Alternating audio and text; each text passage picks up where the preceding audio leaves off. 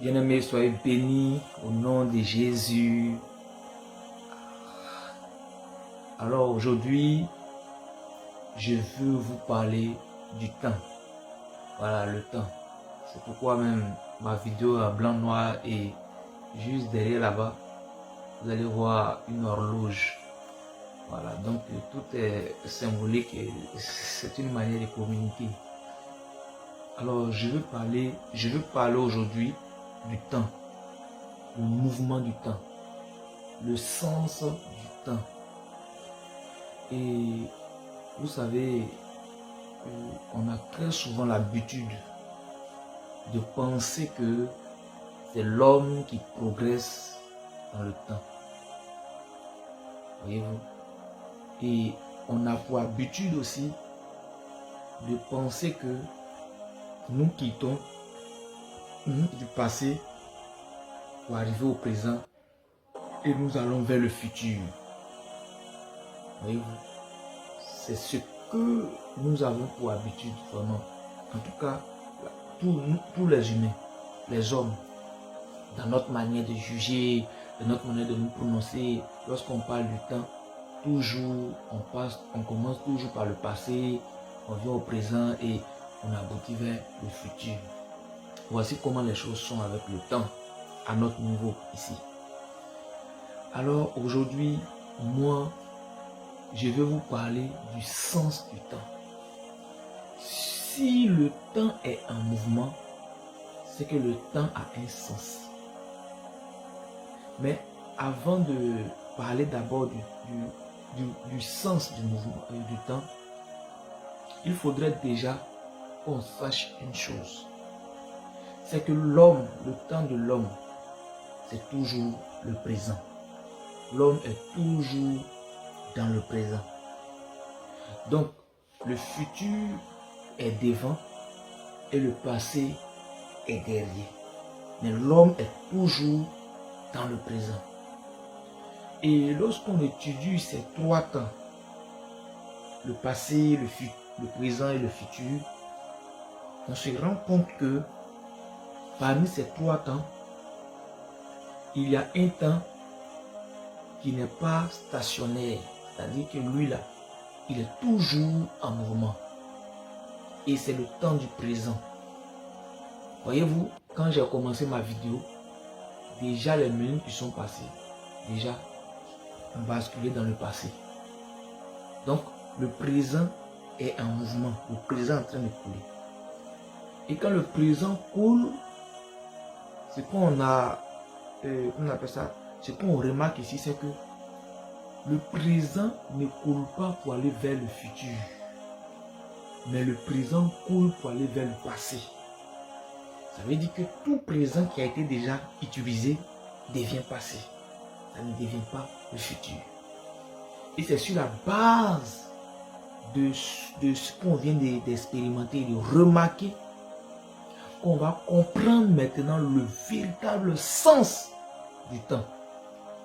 Parce que si hier on avait cru que le sens du temps était du passé vers le présent pour aller vers le futur, maintenant on vient de se rendre compte que le véritable sens du temps, ça quitte vers le futur pour venir vers le présent et pour aller maintenant vers le passé. Voyez-vous, aujourd'hui, nous sommes mercredi et demain est jeudi. Selon vous, est-ce que c'est l'homme qui part vers jeudi ou c'est jeudi qui vient vers l'homme? Et avant, dans notre manière de réfléchir et autres, on avait pour compréhension ou habitude de croire que c'est l'homme qui avance dans le temps. C'est l'homme qui va vers jeudi. L'homme qui est dans mercredi là, c'est lui qui va vers jeudi. C'est ce qu'on avait l'impression. Mais ce que je veux vous dire aujourd'hui, c'est que, en fait, l'homme est statique. Et c'est le temps qui le traverse. C'est le temps qui traverse l'homme. Et le temps qui traverse l'homme là a des conséquences sur l'homme. C'est-à-dire, il y a des modifications, à des changements sur l'homme. C'est ça qui amène donc l'évolution du corps, c'est-à-dire l'homme qui commence à vieillir. Donc, c'est la traversée du temps là, sur l'homme qui fait que l'homme aussi, on peut dire, il progresse dans le temps. Sinon, ce n'est pas l'homme qui est en premier qui progresse, non. C'est le temps qui le traverse qui fait qu'il évolue. Donc, l'évolution de l'homme dans le temps est juste la conséquence de la traversée du temps. Donc, le temps qui traverse l'homme, là, c'est sa conséquence. Et quand le temps traverse l'homme, on se rend compte maintenant que, en fait, c'est le futur qui vient vers nous. Ce n'est pas le présent qui va vers le futur. Parce que le présent, lui, il finit toujours par devenir le passé. Le présent qui est utilisé là, finit par devenir le passé. Une action que vous posez tout à l'heure, les minutes qui suivent, cette action-là rentre dans le passé. Cette action ne rentre pas dans le futur, elle rentre dans le passé. Alors, cette manière de voir les choses, parce qu'il y a deux visions, il y a deux sens. Il y a le sens qui, voilà, humainement parlant et autres, qu'on avait, voilà, pour habitude de croire. Ce sens-là, c'est celui qui quitte le passé vers le présent pour aller vers le futur. Et il y a le deuxième sens que je viens de relever, c'est le futur qui devient le présent et le présent qui finit par devenir le passé. Ces deux sens-là ont aussi défini la position et le jugement de l'homme et de Dieu. Voyez-vous, l'homme a sa position et a sa vision du sens du temps. Et c'est le sens du temps qui définit, on appelle ça le jugement des hommes. Voilà, pour que l'homme se prononce, même le choix, pour que l'homme choisisse, c'est en fonction du sens du temps. Dieu aussi, pour qu'il choisisse, c'est en fonction du sens du temps. Et vous allez le savoir. L'homme dit que le sens du temps là, ça part du passé pour arriver au présent. Et c'est le présent qui donne le futur. Donc très souvent quand l'homme veut choisir, il part d'abord dans le passé de l'homme. L'homme va connaître ton passé et il va aussi regarder ton présent. À partir de ton présent, il va se faire une idée de ton futur et il va juger s'il va te choisir ou s'il va te disqualifier. C'est la même chose avec la loi et les justices établies. Les justices dans les tribunaux et autres, tout ça c'est la loi. Le jugement de la justice, de la loi, se fonde sur le sens du temps qui dit que le temps part du passé pour passer par le présent pour aller vers le futur. Tout individu qui comparaît devant une justice ou une juridiction, il ne comparaît pas pour qu'on juge son présent ni son futur. Il comparait pour qu'on se prononce sur son passé. C'est ce que tu as fait là. C'est pour ça qu'on te juge aujourd'hui. Donc, la justice aussi se prononce, juge les gens, condamne le futur de l'homme en fonction de son passé. Parce qu'on dit que c'est ce que tu as fait dans le passé qui explique pourquoi tu es comme ça aujourd'hui. Et qui explique pourquoi tu vas être comme ça. Et c'est ça, la première alliance de la loi. La première alliance de la loi condamne l'homme sur la base de son passé.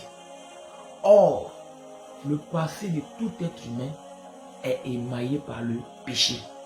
La Bible dit que tous sont péchés et sont privés de la gloire de Dieu. Et la Bible dit aussi que le salaire du péché, c'est la mort. Or, tous ceux qui sont sortis d'Adam sont des pécheurs.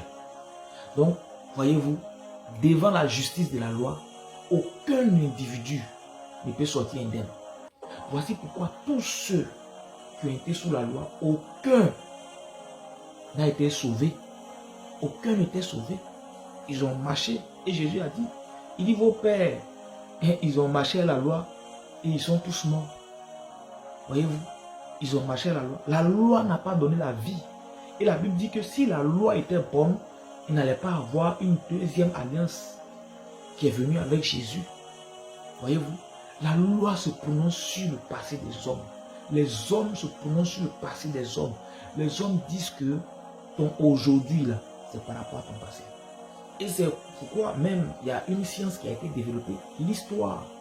L'histoire est la science qui étudie le passé pour comprendre le présent en vue de mieux envisager le futur. Voyez-vous? C'est-à-dire que l'histoire, pour comprendre l'homme, l'histoire dit qu'il faut aller étudier son passé. Que c'est le passé qui donne le présent. Et à partir du présent, de l'amener là dans le présent, on peut savoir qui sera dans le futur. Et tout être humain fonctionne comme ça. Même ceux qui ont donné leur vie au Seigneur Jésus dans la seconde alliance, il y a encore ce mode de fonctionnement qui est là. À la différence de Dieu, Dieu seul a ce mode de fonctionnement qui diffère de tout ce que je viens de dire. Dieu dit le sens du temps, pas du futur, pour devenir le présent, et c'est le présent qui donne le passé. Et c'est ce que Dieu m'a révélé aujourd'hui. Dieu m'a révélé que c'est le futur qui devient présent. C'est le présent qui devient passé. C'est le futur qui produit le présent. Et c'est le présent qui produit le passé. Et non le passé qui produit le présent. Et le présent qui produit le futur. Non. Pourquoi je dis ça? Voyez-vous, aujourd'hui nous sommes mercredi. Demain est jeudi. Demain qui est jeudi est le futur de mercredi qui est aujourd'hui. Mais lorsqu'on sera demain jeudi, jeudi va devenir le présent. Jeudi qui devient le présent. Ça veut dire que c'est jeudi qui a progressé vers le présent. Parce que jeudi était le futur. Ou du moins est le futur lorsqu'on est aujourd'hui mercredi. Voyez-vous, jeudi progresse vers mercredi. Vendredi progresse vers jeudi. Donc c'est le temps du futur qui progresse vers nous. C'est le futur qui devient le présent. Et comme Dieu, c'est lui qui gère le temps. Et il y a un adage qui dit, le second nom de Dieu, c'est le temps. Et Dieu a scellé le destin de tout être humain dans le futur. Dieu sait ce que chacun sera dans le futur. Et il sait que c'est ce qui a été inscrit dans le futur qui finit par arriver vers le présent. Voyez-vous, c'est ce qui est dans le futur là, qui finit par venir vers le présent. Et c'est le présent qui finit par aller dans le passé. Ce que tu appelles passé aujourd'hui là, quand tu étais en son temps, c'était ton présent. Voyez-vous. Et comme Dieu le sait, Dieu ne choisit pas l'homme sur la base de son passé. Dieu ne choisit pas l'homme sur la base de son présent. Dieu ne regarde pas le passé ni le présent pour choisir l'homme. Dieu est le seul capable de voir le futur des gens. Voici pourquoi, quand Dieu choisit dans le présent, ça choque les gens. C'est cela la grâce, l'alliance de la grâce. La grâce, le choix de la grâce a toujours bouleversé la sagesse humaine. Le choix de la grâce a toujours bouleversé les principes de la loi et des pharisiens. Quand Dieu choisit, tu ne peux jamais être d'accord avec Dieu. Parce que toi, tu es conduit par le sens du temps qui dit que le passé produit le présent et le présent produit le futur. Quand on regarde le passé d'un homme, on conclut en même temps, on dit voici pourquoi il est comme ça aujourd'hui. Et en même temps, on conclut en même temps son futur. Les hommes regardent le présent pour essayer d'imaginer le futur de l'homme. Voyez-vous, oh Dieu a réservé des surprises. Dieu lui dit, j'ai vu le futur de cet homme. Cet homme qui est malheureux aujourd'hui, cet homme qui n'a personne aujourd'hui, demain il sera un grand homme. C'est lui que j'ai choisi. Comment tu peux le choisir? Regardez l'histoire de Paul. Paul est un assassin. Paul, dans son présent, il tuait les chrétiens. il persécutait l'église. Et lorsque Dieu veut choisir un homme, c'est Paul qui choisit. Comment Dieu tu peux choisir Paul? Tous les chrétiens qui sont là, il y a des bons chrétiens, il y a des gens qui sont là. Il y a des bonnes personnes qui sont là, qui n'ont pas tué. Mais comment Dieu peut choisir Paul? Humainement parlant, ce choix-là, nous le jugeons mauvais. Parce que nous les humains, on ne peut pas choisir quelqu'un qui est un assassin aujourd'hui. Or Dieu a choisi cet assassin aujourd'hui parce que il a vu le futur de cet assassin. Il a vu le futur qui va devenir le présent demain. Le futur d'aujourd'hui qui deviendra le présent demain. Il a vu ça. Il a vu que Paul serait un grand apôtre de l'évangile. Il a vu que celui qui est en train de tuer aujourd'hui, il va porter le fardeau de l'évangile. Il dit, j'ai choisi Paul. Quand il a choisi Paul, même lorsque Paul a commencé à parler de Dieu, les chrétiens se méfiaient de Paul. Pourquoi ils se méfiaient de Paul? C'est à cause du sens du temps qu'ils ont. Pour eux, l'homme est le produit de son passé. Comment on dit, lui là, quand on regarde le passé de Paul, on se méfie de son présent. Même quand bien même que son présent diffère de son passé, on se dit qu'à tout moment le passé peut surgir. Voyez-vous? On dit on ne choisit pas cette sœur parce qu'elle s'est prostituée hier. On ne peut pas, l'homme ne peut pas te choisir sur la base des... Parce que dans ton futur, c'est là. L'homme dit, lui, ne voit pas son futur. L'homme, la Bible dit, l'homme considère ce que ses yeux voient, ce qui frappe à ses yeux. Or, les yeux de l'homme ne peuvent que voir le passé et le présent. Les yeux de l'homme ne voient jamais le futur. Les yeux de Dieu voient le futur. Et il sait ce que ce futur va produire demain comme le présent. C'est pourquoi il choisit les gens. Et il dit que il a choisi les choses folles de ce monde pour bouleverser la sagesse du monde. Et quand Jésus est venu, qui sont les personnes que Jésus a choisies pour bouleverser la sagesse de la société juive? Il a choisi des personnes sans instruction, des gens qui faisaient la pêche. C'est ceux-là qu'il a choisis. Pendant ce temps, il y avait des gens dans la société, des pharisiens, des docteurs de la loi, qui avaient fait des études, qui humainement parlant, jugeaient qu'ils étaient qualifiés pour normalement être le choix de Dieu. Mais pourquoi Dieu a choisi Pierre? Dieu connaissait le futur de Pierre. D'ailleurs, même étant dans son présent, il lui disait par moments son futur. Il a dit, Pierre, le coq ne va même pas chanter 3 fois, tu me réuniras 3 fois. Déjà, Dieu parlait du futur de Pierre dans son présent. Dieu nous choisit sur la base de notre futur. Et c'est à cause de notre futur que Dieu nous choisit.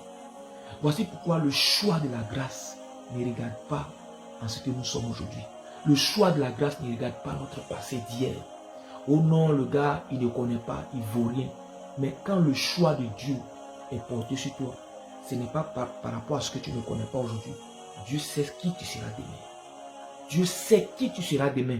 Voici pourquoi il ne faut pas regarder ton présent pour réfléchir dans le sens du temps qui juge l'homme, dans le sens qui dit que tout part du passé pour venir vers le présent et c'est le présent qui produit le futur. Si tu dis que c'est ton présent qui produit le futur, regarde aujourd'hui ton présent. Tu vois que tout ne va pas, non? Donc tu t'inquiètes pour ton futur. Mais laisse-moi te dire, ton futur peut ne rien avoir avec ton présent. Et c'est pourquoi Dieu a bouleversé les gens. Il a bouleversé et il continue toujours de bouleverser les gens.